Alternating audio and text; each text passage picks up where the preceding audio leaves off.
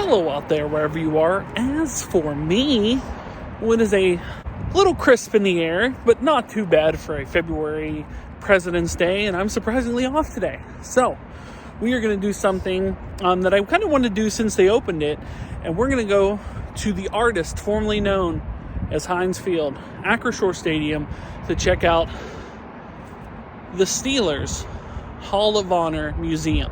Now, they opened this museum a few months ago, and it was in addition to the new pro shop they built, and very curious to see what's inside. We have a tour booked, and it's supposed to be an hour-long tour, 10,000 square feet of a lot of things to do and see in there of Steelers history. Look, the Super Bowl was last weekend. I miss football, all right? I need it. I need to feel the football feeling in my veins. So we're going to check out the Steelers Hall of Honor Museum on Tomwashere. Hey, how do you like this? I'm Dan Israel, and you're watching Tomwashere.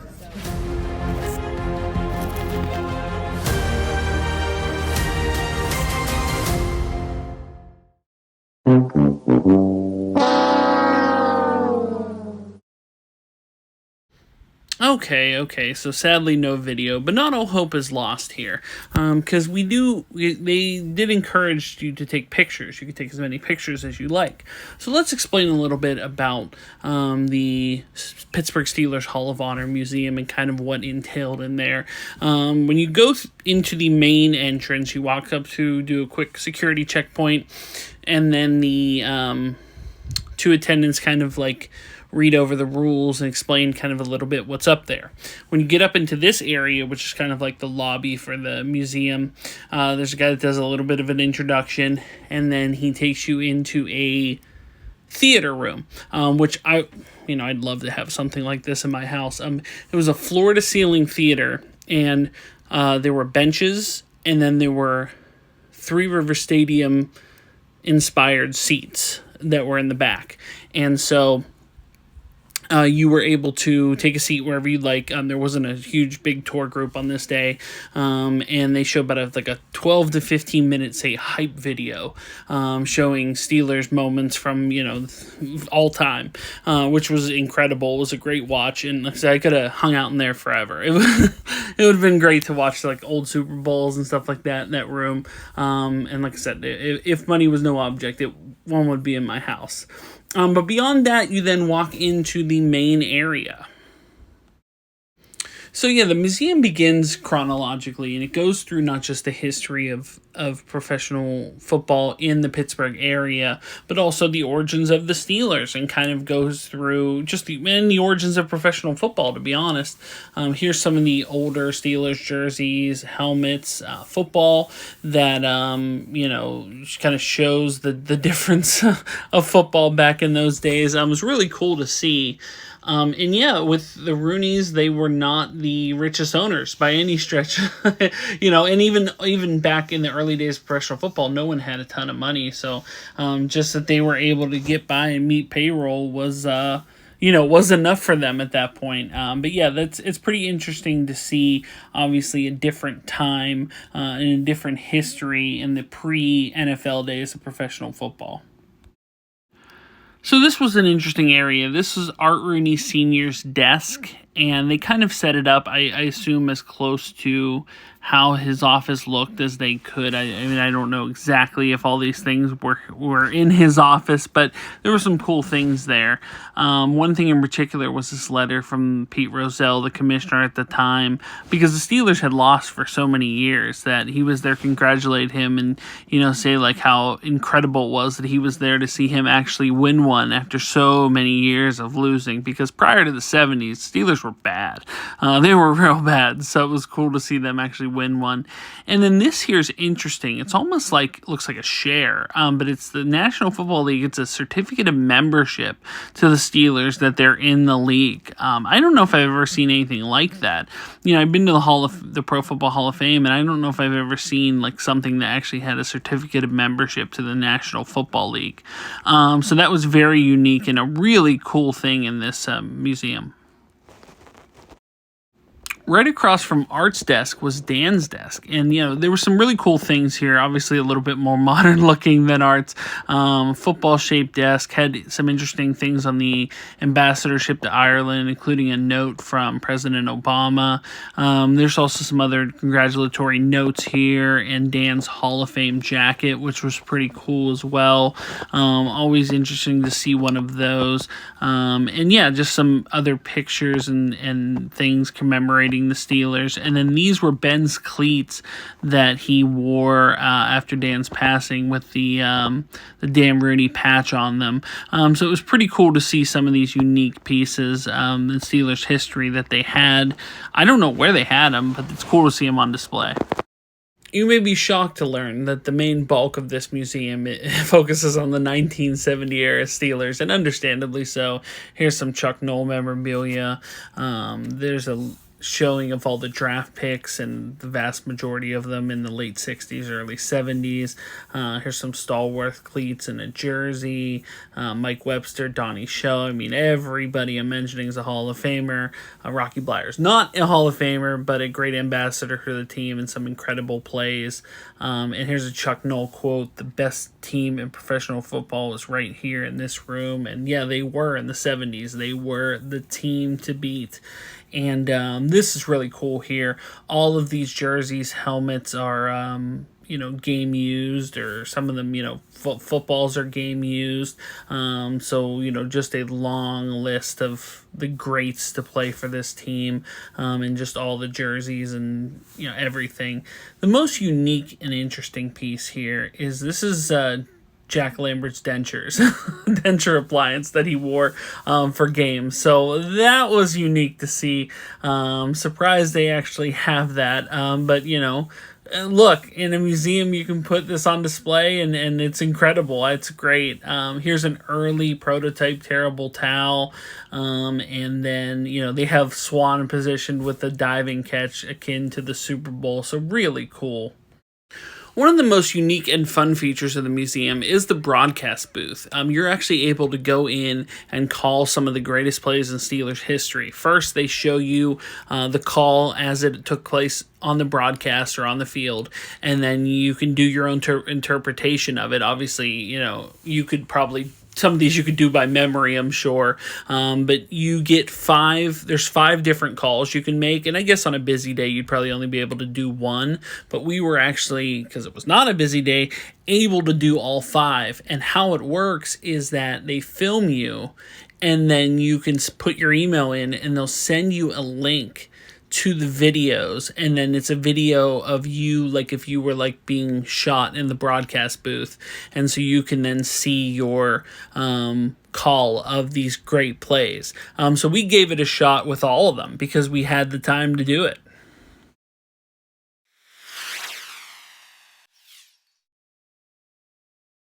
Super Bowl 43 seconds to go with 2nd and goal for the Steelers. Ben adjusting at the line. Gets the snap, is looking for options, pump fake, this. Santonio Holmes! Touchdown Steelers! How did he do it? Oh! 35 seconds still left in the game, and just a little toe tap in the corner of the end zone by Santonio Holmes. Cut the whole Cardinals defense now! There were 3 defenders back there. Roethlisberger wasn't over all 3.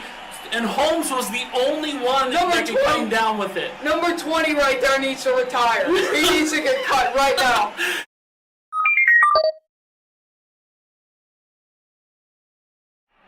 Super Bowl 13. Steelers have the ball. Bradshaw takes the snap. He's rolling right. Beautiful cut block there.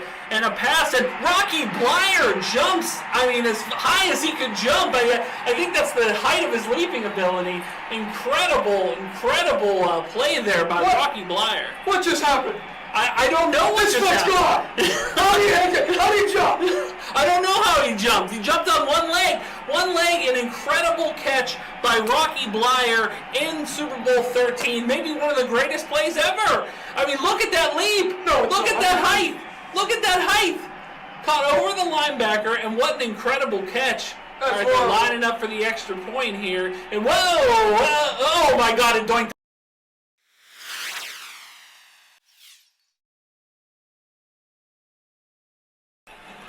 Third and 13, 4:44, AFC Championship, 16, Pittsburgh 16, Baltimore 14. Flacco's back to pass, throws it. Oh, Troy Polamalu picks it up. Oh, Troy Polamalu is Tasmanian Devil his way all around the field. Flacco to the side. Oh my God. He's holding the ball up like the Olympic torch, and a touchdown. That is a pick six Flacco for the Pittsburgh Steelers, and this place is going insane. Flacco.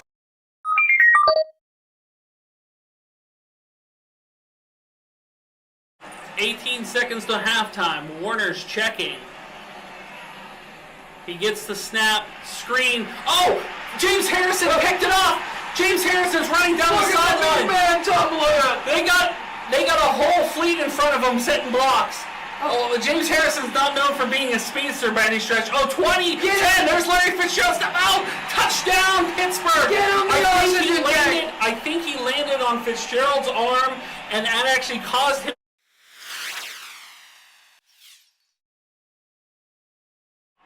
All right, we're coming down to the wire here, folks. Steelers come out of the huddle. Bradshaw's barking commands. 22 seconds left on the clock. And he takes the snap. He's looking around. There's some pressure. Oh, he rolls out of it. Get him, damn it! Pass in the air. Oh, it's deflected and incomplete. Oh, no, it's caught! Franco Harris running down the sideline. 10, 5, touchdown Steelers. Did he catch it? I don't even know if he caught it. I don't even know what happened. I think the TV cameras were confused by what happened, and they didn't even. Fans are jumping on the field. There's absolute pandemonium here in Pittsburgh. First of all, before we talk about the Franco, where is security? They're rushing the end zone. Here is a replay. Bradshaw looks past, deflection, and Franco. I mean, that replay shows he might have shoestring caught it, running down the sidelines, a stiff arm, and touchdown. So yeah, the broadcast booth was pretty awesome, and if you notice some of those clips were cut off, it's basically how they were emailed to us. So, you know, that you record your session and then they just email you a clip of it. But all in all, pretty fun. Mileage will vary as to whether or not you have a larger group that you may not get to call all 5 plays, but very cool that we were able to call all 5 plays. It's a very unique element to this museum, and we really had a blast in there. So leaving the broadcast booth, you get into the 80s, which is my wheelhouse. I wasn't there to see the glory of the 70s, and, you know, then the introduction of Bill Cowher, which is in the 90s, of course. They have some Super Bowl 40 memorabilia, and just the changing of the guard from Knoll to Cowher, and just a few displays showing like the wins and a few key plays and details. Obviously, the modern players like Troy Polamalu, probably my favorite Steeler of all time, and this cool Super Bowl 40 display with Bettis, with Ward, with Harrison. All the Super Bowl rings are displayed, which are always cool to see. You know, it's one thing to see like a replica or something, but to see the legit rings. And obviously, you know, wasn't around for these early ones. And Super Bowl rings have changed quite a bit. So even they changed from the early ones to the third and the fourth, but they got real gaudy. Super Bowl 40 is probably my favorite Steelers ring. 43 is a little extra. I mean, it's fantastic, but it's just like it's way too much. And then Santonio Holmes. I think I have that Sports Illustrated. But yeah, just really cool to see the different Steelers. You know, kind of celebrated in the same area as the 70 era, even though they didn't win as many titles. And, of course, going into the Mike Tomlin era and the current-day Pittsburgh Steelers, definitely the section my son was most interested in, because this is the one he's lived through for his entire existence. So, you know, always fascinating to see, like, the current players that you probably know will be Hall of Famers at some point in Watt and Hayward. And just obviously, you know, Super Bowl 43 was a big part of this as well. And just, you know, it's cool to see that, the legacy, as it says, the legacy continues, and just incredible that that I was here. I was actually at the Hall of Fame to see Polamalu's induction, and it was one of the more incredible Hall of Fame speeches I had ever seen, and it was awesome to see it live. There's a video up on this channel showing it, and yeah, Polamalu was probably my favorite Steeler of all time, and that's an all-time great quote. It's very cool that they used it here. But obviously, you got Watt, you got Hayward, they're like the Hall of Famers for sure. And this is just kind of like a timeline of important wins and events.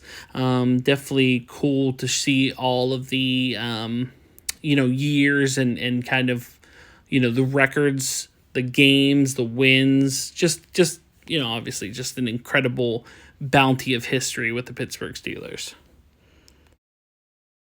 Finally, you get into the Hall of Honor, which is basically the Steelers Hall of Fame. They introduced this a few years ago with an inaugural class, and then they add a few players each and every year. There's too many names to put on the stadium. There's too many jerseys to retire. So instead, they have this, which is basically, it's like the Hall of Fame. Every player or coach or contributor is given a steel ball and they place it on the wall. Now there's a main one that's actually down in the stadium, but it's cool that they added this up here because this feels very similar to Canton and the Room Full of Heads, basically the Hall of Fame in Canton.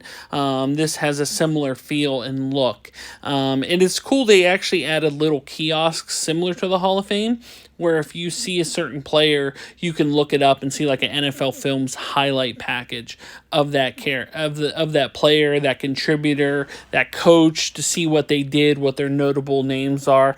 This is a cool panoramic shot I took, and yeah, you kind of get the gist of it there. It looks really good, and it's obviously the introduction of this is based on this steel ball that someone made for Art Rooney, and then they decided to move this into this Hall of Honor. And there's just a few of the names that are in here. Obviously, everybody who was anybody on the Steelers eventually is going to be in this room.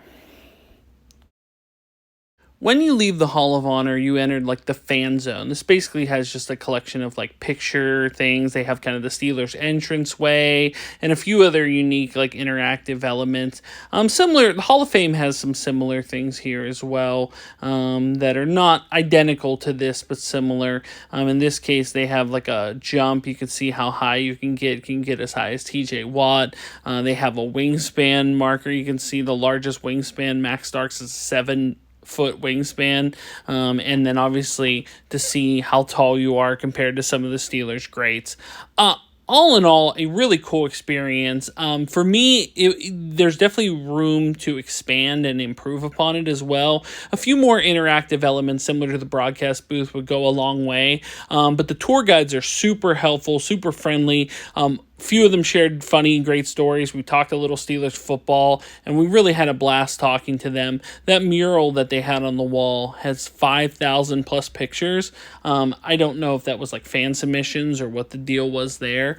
But yeah, we really had a blast at the museum, and I feel like they definitely can build upon it. They have the space to add some additional elements to it that'll really make it awesome over the next few years. Well, that'll do it for the Pittsburgh Steelers Hall of Honor Museum. Kind of a bummer that we weren't able to film inside, but I feel I got the gist of it with the pictures and with the commentary videos, so you can check it out. So of course you exit through the team shop, the incredible new pro shop that they put in there, and boy had to hit me up for a football or some type of stuff, but we were looking around at some of the player used stuff and came across some receiver gloves from Steven Sims, which seemed to fit him perfectly. I was surprised. I didn't think that would be something that would happen. So we got a discount for doing the tour, and you do get to keep this lanyard and the thing. It gives a date on it. It has a hall pass. Really, really cool in there. there's a lot of comparisons to like the Hall of Fame, and obviously this is smaller than, of course, the Pro Football Hall of Fame, but incredible, look at some unique Steelers pieces from history. You're looking at the, they got Lambert's dentures in there. They got all the Super Bowl rings, all the, they got both Art and Dan's desks that they had there, Dan's Hall of Fame jacket, a lot of player worn memorabilia. So just a really cool addition and really a fun trip to come down here and watch a little Steelers history. They have like a hype video that you watch at the beginning. It's about 15 minutes long, really incredible, goes through the Steelers over the years, and exactly what we needed on the long wait for the return of football season in August. But that'll do it. Steelers Hall of Honor Museum. Guys, thanks so much for watching. If you are new here, make sure to like, share, and subscribe. If you'd like to support me on Patreon like John Bailey did, you can do so. Link is in the description below. If you'd like to buy a t-shirt, a Tomwashere t-shirt, you can do so at Spreadshirt, as well as links to my eBay store, Facebook page, Instagram, Clubhouse, and the Pennsylvania Autograph Collectors Association. Links are in the description below.